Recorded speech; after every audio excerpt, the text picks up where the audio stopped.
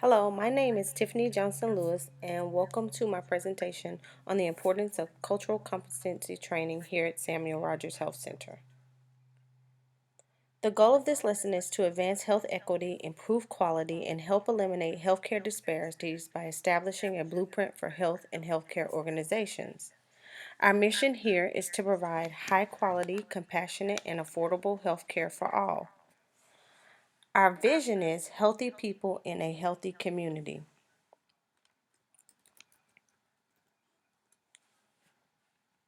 Our values are kindness, integrity, professionalism, and excellence. We are committed to all cultures and all backgrounds, delivering world-class healthcare with universal compassion. The- our demographics are as follow in our health center.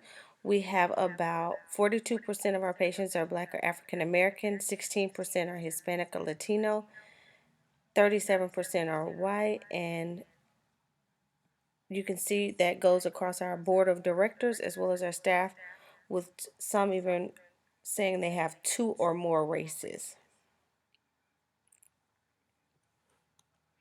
The purpose is to educate all staff on the value of differences, similarities between different cultures, recognize the importance of a person's life context, recognize how stereotyping and bias affects healthcare. The objectives: the staff members will be able to define cultural competency. The staff members will be able to recognize evidence of cultural diversity in the health center environment, and the staff members will be able to examine their own personal implicit biases by completing an online implicit association test.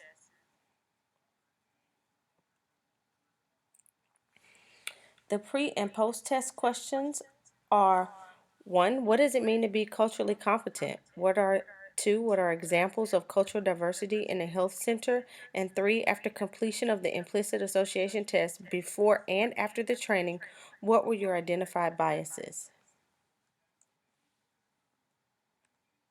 Key terms I want to go over with the staff, and I want you guys to be aware of is: what is cultural competence?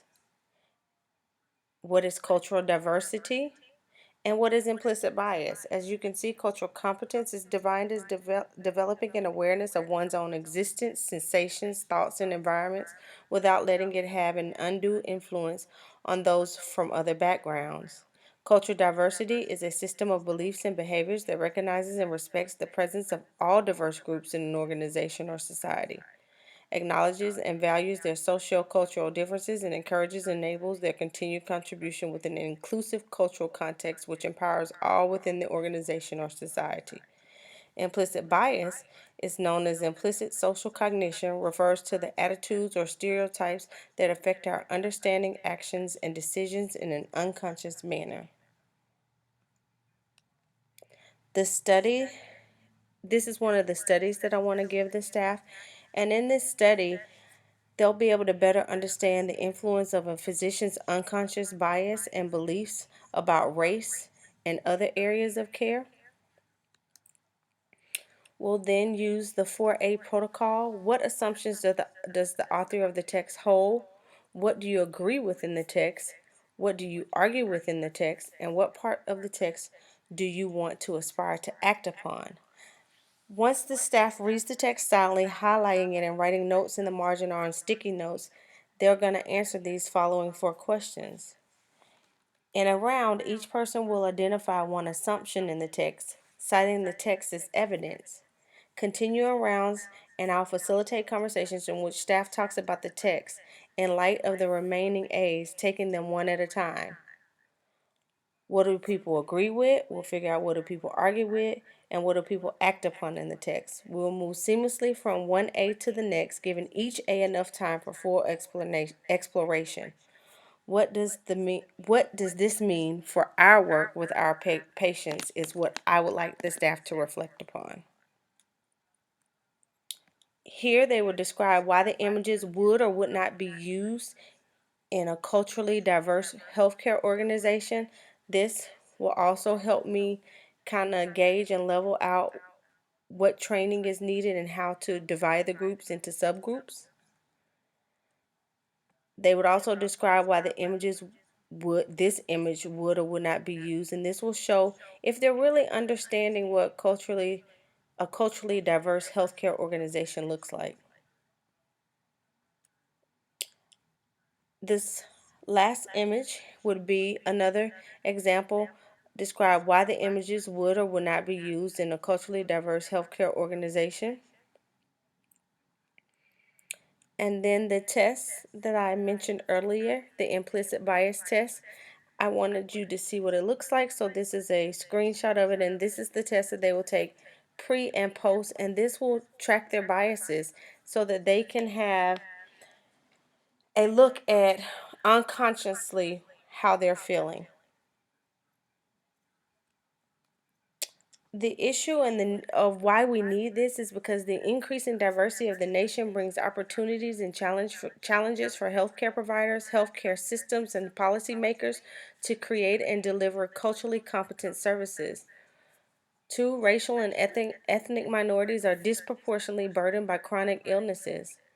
Racial and ethnic minorities also have higher morbidity and mortality from chronic diseases. The consequences can range from greater financial burden to higher activity limitations. More concerns. Pediatricians' implicit attitudes about race affect pain management. There's a need to better understand the influence of the physician's unconscious beliefs about race on pain in other areas of care, which is the study that I gave them. And it also helps the provider see how having a preconceived notion can, have create a barrier. All, Although there are healthcare disparities, I'm confident with culturally competency training among the staff of Samuel U. Rogers, care gaps can become smaller, leading to a healthier patient population.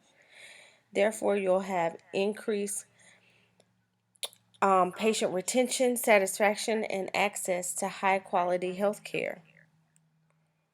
What impact will we have socially? It'll increase mutual respect and understanding between the patient and the organization. It'll increase trust, increase healthcare outcomes, assist patients and families in their care. It will promote patient and family responsibilities for health, reduce care disparities among the population, and decrease barriers that slow progress, like unconscious bias or language barriers due to culture and how the patient understands. These are cultural competency techniques. Right now at the health center, we do use a combination of interpreter services, recruitment and retention policies for to hire and retain minority and subgroups um, that match our patient population. The training is what we really need to work on, and coordinating with traditional healers or holistic medicine approaches, because some cultures believe that even going to the doctor could be not good, so they try a lot of folk medicines at home. And when you see changes in the clinician and the patient behavior, you see improved communication, increased trust, greater knowledge, expanded understanding, and you get patient education, other prevention activities and screenings, targeting conditions, and the list goes on, which leads to good outcomes of higher levels of health status, increased functioning, and improved satisfaction. The theory that I chose is Lineage's transcultural nursing theory. And in this theory, Lineage really, really focused on culture and the ways in which culture and subcultures differ in terms of nursing care, health beliefs, and how caregivers and care recipient roles differ according to culture, so that you could really, really be able to communicate with your patient in a good way to get better outcomes. And ultimately, the nurse and the people that are the first line of contact are the one who implement communication and care. And really, nurses are at the patient's bedside the majority of the time. And therefore, this study helps them to show how their values and their beliefs bases their patients' values and beliefs, how to bridge that gap.